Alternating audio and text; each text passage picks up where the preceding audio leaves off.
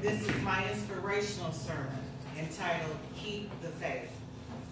I'm coming out of Mark 16, chapter 9, which reads, Now after he rose early on the first day of the week, he appeared first to Mary Magdalene, from whom he had cast out 7 demons. When I read this verse, there are 3 numbers that jump out at me. The first number is the number 1, which is represented by the word first. First indicates sequence, priority, or importance. Jesus rose early on the first day of the week. I don't know about you, but when I rise first thing in the morning, I have one pressing thought. And that thought is not just pressing in my mind, but it's also pressing on my bladder. Nothing is going to get in the way of me taking care of what is most important on my mind. The first thing that was on Jesus' mind when he rose is what was most important to him. The second number in Mark 16:9 is a repeat of the first number. Again, the word first appears. In the Bible, when things are repeated, it represents confirmation or witness. In Luke 10, verse 1, Jesus sent the disciples out 2 by 2.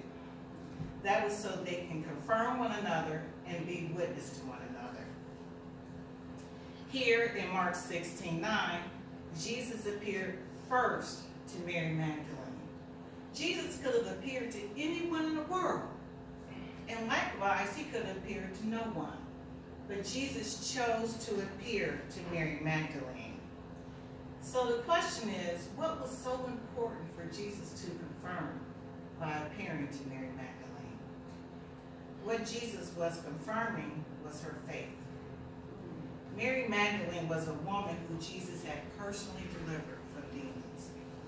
She traveled with Jesus and the disciples before the crucifixion. And here in this verse, she was right there at the tomb after the resurrection. She was showing her faithfulness, and Jesus was moved by it. The third number in this verse is the number 7. Jesus delivered Mary Magdalene from 7 demons. The number 7 represents completeness and perfection. Recall in Genesis chapter 2, verse 2, God rested on the 7th day after all the work was completed, and it was good. It was perfect. So what does perfection have to do with 7 demons? Well, Minister Neville, I'm going to let you know. The Bible doesn't tell us what Mary Magdalene was like when she was possessed by demons. But there are other people in the Bible who were possessed by demons.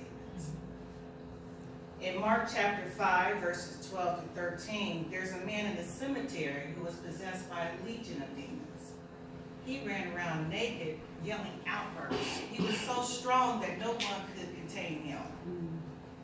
And again in Acts 19, the sons of Sceva were possessed after they failed to do an exorcism. When they were possessed, they stripped and began cutting themselves with stones and ran out in public and bleeding. We don't know if Mary Magdalene's experience was the same, but it's safe to say that she was tormented by the demons. She was suffering and she was made to feel some type of way, and she did not like how she felt. So she heard about someone who could help her, and she sought that out. And she did exactly as we as saints are commanded to do in 1 Peter chapter 5, verse 7. Mary Magdalene casted her anxieties upon the Lord. And when she did that, Jesus cared for her by delivering her from the 7 demons. Jesus was the perfect answer to her 7 demons. In closing, I want to say that Jesus chose to appear first to someone who society considered inferior because she was a woman.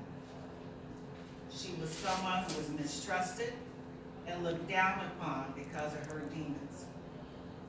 This interaction between Jesus and Mary Magdalene in Mark 16:19 shows the importance and the priority of our faith Jesus. On our faith walk, we are going to come across trouble. We are going to be attacked by demons.